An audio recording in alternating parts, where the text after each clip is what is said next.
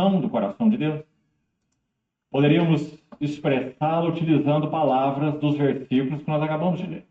Por exemplo, epignosis, pleno conhecimento.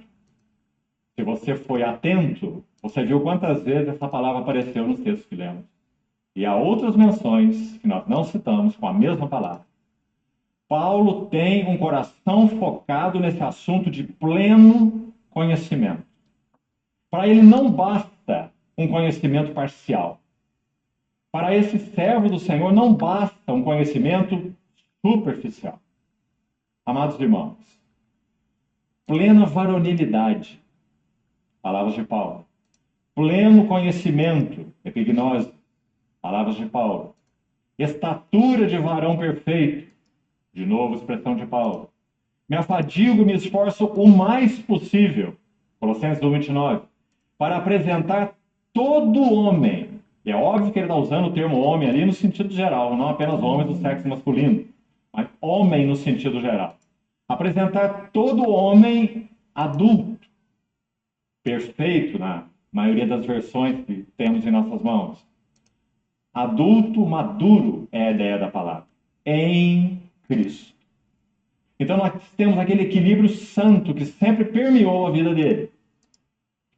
Absoluta confiança na graça supridora de Deus, porque sem a graça nada é possível. Por outro lado, em pleno equilíbrio, ele vai apontar a sua responsabilidade, a de Paulo, a dele mesmo. Ele vai dizer, é por isso que eu me afadigo. Não cruza os braços. Não apenas tem uma atitude de oração e de intercessão pela igreja. Isso também. Ele diz aí em Colossenses mesmo, capítulo 2, iniciando, quero que saibais quão grande luta venho mantendo por vós. Essa luta que tenho mantendo por vós, de novo, é Paulo para os discípulos, ou aqueles que nasceram de Deus. Você imagine eu, né, com as pessoas que eu estou angariando, que eu estou trazendo aqui nas redes sociais, as pessoas que trabalham com nós, pessoas que trabalham, familiares, filhos, mulher. Você imagina meu desespero. Desespero esse tão grande que há umas semanas atrás eu tive um desmaio de tanto estresse espiritual. Não é estresse de trabalho, não. Não é de canseira física. Não é de ganhar dinheiro, não. É estresse de que eu pudesse salvar a pessoa. Criei uma expectativa. E a frustração chegou num nível tal que eu comecei a ter tonturas. Ainda tenho. Desmaio foi um só. Espero que não tenha outro. Mas eu detectei o erro meu espiritual. Sabe por quê? Frustração. Você sabia? Um filho de Deus não pode ter frustração. Porque não é o que ele quer. É que Cristo quer. É o que Deus quer. É que o Espírito Santo manda. Não é a minha expectativa. Não é o que eu quero. Eu posso querer uma coisa e vou ficar frustrado. Por quê? Porque Deus pode não querer aquela mesma coisa. Eu posso interceder, orar, mas eu preciso entender, sobretudo, que a frustração é não entender que o eu, que o ser humano, não vale nada se não tiver Cristo nele. É Cristo que tem que querer, não ele. É difícil de entender, né? Também foi para mim.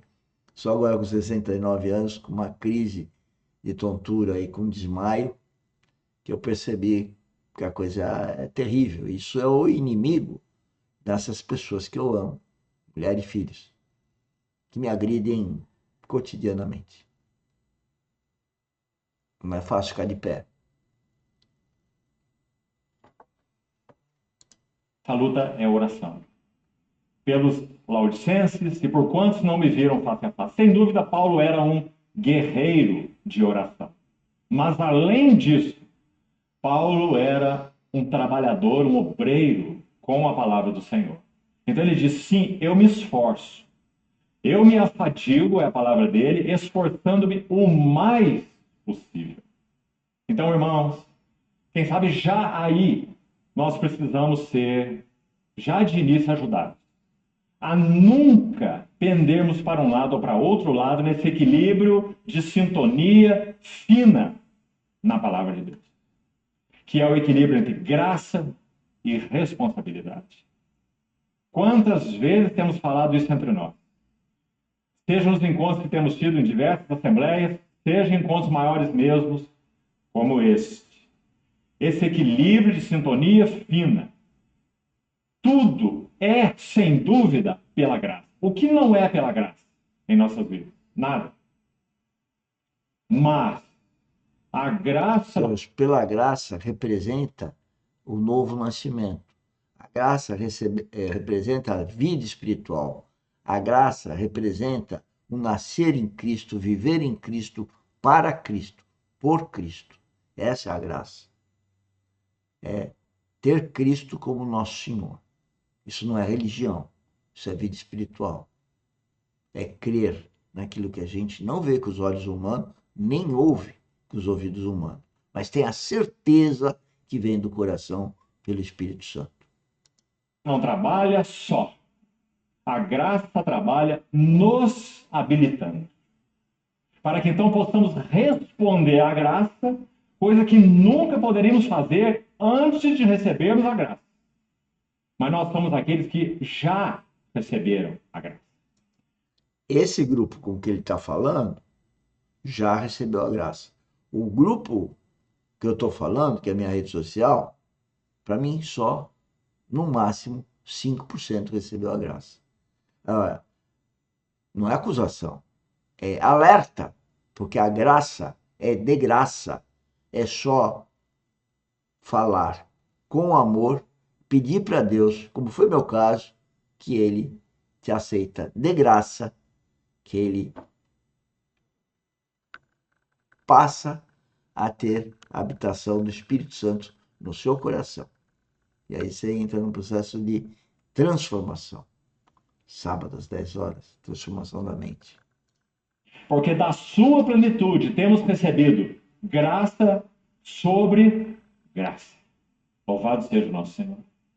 Então, amados, que sintonia fina esse equilíbrio entre graça e responsabilidade. Que o Senhor não nos ajude a não pendermos para nenhum dos dois lados. Se pendermos apenas para o lado da graça, a única coisa que podemos aguardar é uma vida de libertinagem. Se nós pendermos exclusivamente para o lado da responsabilidade, a única coisa que podemos aguardar é uma vida de jugo e de legalismo. Porque não recebemos em nós o veredito final. Eu, de mim mesmo, nada sou. E o sem mim, nada podeis fazer. Mas comigo, tudo podeis fazer. Porque tudo posso em união com aquele que me fortalece. Então, que equilíbrio fino é esse, amados irmãos? Então, por que Paulo é tão enfático no tema maturidade cristã? Ora, irmãos, é muito bonitinho. Nós que somos pais, e particularmente os que já criaram filhos, então tiveram experiências ao longo da jornada toda. É muito bonitinho nós vermos nossos filhinhos. Como nos alegramos quando nós criamos nossos bebezinhos. Colocando no nosso peito, cuidando deles, engatinhando junto com eles, colocando eles em cima das nossas costas, brincando de cavalinho. Mas não teríamos prazer se eles permanecessem assim. Nossa meta para eles sempre foi maturidade, crescimento em vida e caráter. Como poderia ser diferente na família de Deus?